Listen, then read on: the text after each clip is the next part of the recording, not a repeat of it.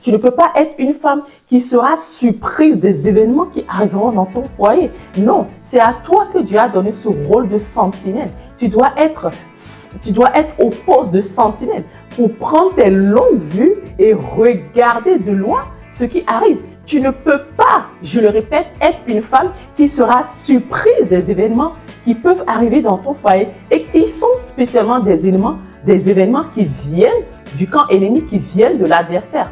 Hello, hello, bonjour à toi, chère femme bâtisseur. Je suis heureuse de vous revoir dans notre vidéo d'aujourd'hui. Aujourd'hui, nous parlerons de pourquoi est-ce qu'il est indispensable, mais vraiment vital d'être une femme spirituelle dans ton foyer. Si tu es nouvelle sur la chaîne, je te souhaite la chaleureuse bienvenue. Voilà, prends place ici. Je te donne toutes les clés qu'il te faut pour ouvrir les portes de paix et de bonheur dans ton foyer.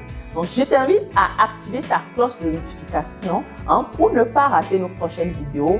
Ce sont des vidéos qui te feront assurément du bien, qui te seront vraiment profitables. En tout cas, je l'espère. Je t'invite aussi à déjà liker la vidéo pour permettre à beaucoup plus d'autres femmes de pouvoir profiter de cette vidéo que tu viens de regarder. Donc, je t'attends, mets ton pouce, like la vidéo et laisse aussi un commentaire en bas. Nous avons besoin aussi de lire vos commentaires, de lire vos retours pour avoir un retour de ce que la vidéo a pu apporter dans votre vie. Donc, comme ça nous encourage aussi à continuer, voilà, et à persévérer, voilà, dans ces vidéos que nous sommes en train de faire. Donc, je te souhaite encore la bienvenue. Aujourd'hui, je vais parler d'un sujet très important pour nous les femmes. Là, on va être vraiment entre femmes aujourd'hui. Et pourquoi est-ce qu'il est, le sujet est pourquoi est-ce qu'il est important, mais vraiment vital, capital pour toi d'être une femme spirituelle dans ton foyer. Tu ne peux pas te baser sur la relation spirituelle que ton mari a avec son Dieu. Non, chaque individu a été créé pour avoir une relation intime et personnelle avec Dieu. Tu ne peux pas te baser sur la relation que ton pasteur a avec son Dieu pour régler tes problèmes. Tu ne peux pas te baser sur les relations que tes parents ont avec leur Dieu pour régler tes problèmes. Tu ne peux pas non plus te baser sur les relations que, je ne sais pas, ton mari, tes enfants, voilà, ton mari dit, ok, je prie pour toi, ta meilleure amie dit, je prie pour toi, ou même tes enfants peuvent te dire, ok, je prie pour toi. Non, tu dois bâtir ta relation personnelle avec Dieu. Tu dois être une femme spirituelle. C'est pour ça il m'a semblé très bon et très utile de faire revenir l'émission que je faisais avant, le Saint-Esprit, notre avantage, le Saint-Esprit, mon avantage. Parce que en tant qu'enfant de Dieu, en tant que chrétien, nous avons un grand avantage qui est le Saint-Esprit. Il n'est pas là pour venir faire du tourisme. Il n'est pas là pour venir nous accompagner. Non, il est là pour nous. La Bible nous dit qu'il est venu pour nous révéler les choses à venir. Le Saint-Esprit est là, chère femme, pour te révéler les choses à venir. C'est-à-dire les dangers qui peuvent venir dans ton couple, les projets de malheur que l'ennemi a prévu sur ton couple pour te détruire, voilà, pour détruire complètement ton foyer.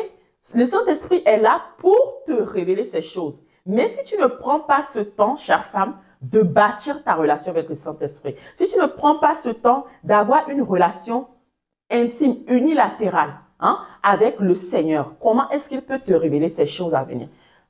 Sur les vidéos, sur les réseaux sociaux aujourd'hui, nous nous retrouvons avec tellement de problèmes comme ça. Des femmes qui sont surprises des événements, de graves choses qui arrivent dans leur foyer.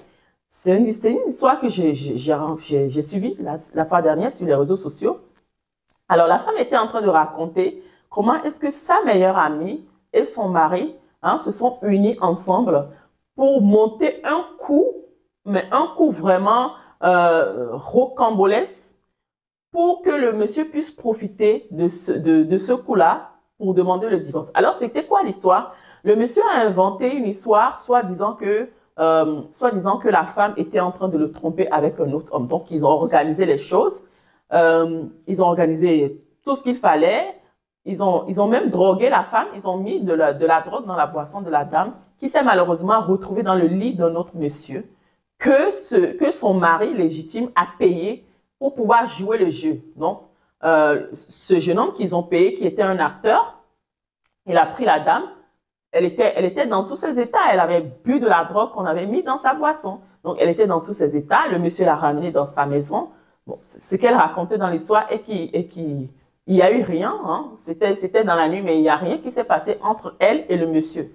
Donc, on ne sait pas comment ils ont organisé le coup, mais le mari de la dame a tout fait pour venir dans l'endroit où se trouvait son épouse et le jeune homme acteur qu'ils avaient engagé pour organiser le divorce. Donc, voilà le mari qui se retrouve en face de la dame. Ah, ok, je savais que tu me trompais. Je savais que tu me trompais avec ce monsieur. Mais c'était vraiment un coup monté. Et comme ça, mais la dame disait, mais non, je t'ai pas trompé, je t'ai jamais trompé, je ne comprends même pas comment est-ce que je suis arrivée à me retrouver dans le lit de cet homme. Elle était toute étonnée, elle savait pas où mettre la tête. Et le monsieur disait, en tout cas, je t'ai pris en flagrant délit d'adultère parce que c'est l'adultère, l'adultère autorise la séparation, l'adultère autorise le divorce. La dame, elle était mélangée entre la colère, entre la surprise, entre la mélancolie. Elle ne savait plus où mettre la tête. Et là, voilà, toute surprise, elle se retrouve dans les lits d'un homme drogué avec son mari qui était en face, qui lui demandait le divorce. Elle était complètement hors d'état. Donc, elle se demande, mais qu'est-ce qui se passe en fait? Je ne comprends rien. Mais je comprends rien. Comment se fait-il qu'on peut arriver à ce niveau? Je n'ai jamais trompé mon mari, je n'ai jamais envisagé à tromper mon mari. Comment se fait-il que je me retrouve dans cet état? Et malheureusement, et qu'est-ce qui s'est passé? Ben, le monsieur, il a poursuivi le programme, le plan qu'il avait mis en place. Et il a demandé le divorce à la dame. Et malheureusement, ce divorce a été prononcé parce que cette dame-là a été prise en flagrant délit d'adultère avec un homme. Et la pire chose qui pourrait arriver à cette dame, c'est avec qui est-ce que ce mari est parti? Avec qui est-ce que cet homme est parti? Avec sa meilleure amie. Chère femme, vous ne pouvez pas être surprise de ces choses qui vont arriver dans votre foyer. Non, je ne suis pas d'accord. Vous ne pouvez pas être, découvrir comme tout le monde le malheur que l'ennemi avait prévu pour vous. Vous devez être une femme qui veille sur votre foyer. Ce n'est pas seulement au monsieur de veiller. Ce n'est pas seulement au monsieur de se lever le matin, de prier, non. Toi aussi, tu dois, je le répète, tu dois bâtir ta relation avec Dieu. Cette femme, si elle avait pris le temps de bâtir sa relation avec Dieu, je ne suis pas sûre que les choses auront pris cette tournure. Et même si le monsieur était en train de programmer ce genre de plan, le Saint-Esprit allait lui révéler ce que le monsieur était en train de programmer. Et sûrement contrecarrer le plan du monsieur ou même éviter que ce monsieur puisse tomber dans le piège du divorce. Parce que le divorce, ça crée beaucoup de dégâts. Ça laisse des blessures vives, ça laisse une plaie vive, que ce soit sur le monsieur, que ce soit sur la dame, que ce soit sur les enfants. Ça laisse des plaies vives. Il peut se dire, ok, je suis parti avec la copine de ma femme, je fais ce que je veux, mais il ne sait pas qu'il est parti avec une blessure. Tu ne sais pas, cher monsieur, que tu es parti parce que le mariage a fait de vous une seule personne. Vous êtes unis par le lien du mariage, vous êtes devenus un. Donc, pour séparer ce qui est devenu un, il faut tirer, il faut étirer, il faut tirer, tirer ces deux personnes qui sont devenues un. Et à force de le tirer, c'est le divorce, ça se sépare et ça laisse de vives blessures. Que ce soit sur le monsieur, la dame et aussi les enfants qui font partir de ce couple. Donc moi, je vous appelle, chère femme, ne soyez pas surprise des choses qui vont arriver dans votre foyer. Non. Ne découvrez pas comme tout le monde. Non. Ne découvrez pas comme tout le monde les choses qui arrivent dans votre foyer. Vous devez prendre votre longue vue. Vous êtes des sentinelles de votre foyer. Vous devez voir de loin ce qui arrive. Moi, je me rappelle un jour comme ça, il y avait un monsieur qui était venu dans notre maison. Il venait tout juste d'arriver dans le pays et il cherchait de l'abri. Il cherchait en tout cas qu'on puisse vraiment l'aider, rentrer en contact avec lui, lui apporter. Il était dans des besoins. Mais il était passé une semaine avant, en tout cas la deuxième semaine, il devait repasser chez nous à la maison. Mais je vous assure que quand je me suis endormie, j'ai fait un songe. J'ai fait un songe et le Saint-Esprit m'a montré tout ce que ce monsieur avait planifié sur notre foyer. Spécialement sur mon mari. Tout ce qu'il avait planifié comme méchanceté, hein, son plan de méchanceté qu'il avait planifié, programmé contre nous, mais spécialement contre mon mari. Le Saint-Esprit me l'a révélé. Et quand je me suis réveillée, j'ai dit à mon mari, non, stop, il faut qu'on arrête cette relation. Et heureusement, gloire à Dieu, je peux dire vraiment gloire à Dieu, mon mari, il a été sage et tout de suite, on a stoppé la relation. Vous voyez l'importance d'être une femme spirituelle dans son foyer, d'être une femme qui n'est pas distraite par les réseaux sociaux, par les shopping, par toutes sortes de distractions que l'ennemi a mis à notre disposition à vil prix. Hein? Non. L'heure est à la concentration. L'heure est au discernement. L'heure est venue pour que tu puisses reprendre ton poste de sentinelle, chère femme. Ne sois plus jamais une femme distraite. Sois en alerte. Ce sont des choses dont nous parlons dans ma formation.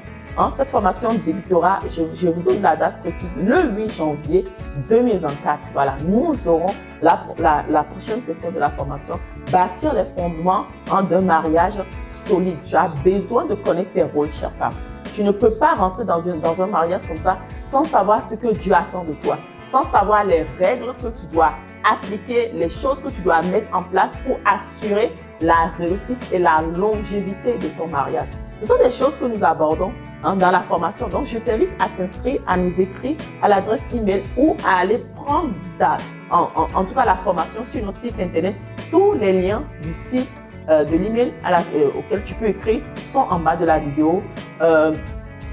Se marier aujourd'hui est devenu une guerre. Se marier n'est pas la finalité. Se marier, c'est un commencement. Le mariage est un commencement. C'est le début d'une nouvelle aventure. Et pour pouvoir rentrer dans une nouvelle aventure, tu as besoin de te former, tu as besoin de t'armer, tu as besoin d'avoir des connaissances, d'avoir du bagage avant de rentrer dans cette nouvelle aventure. On ne peut plus se permettre dans ce 21e siècle de se marier sans prendre le temps de se former. Non, mais c'est ça.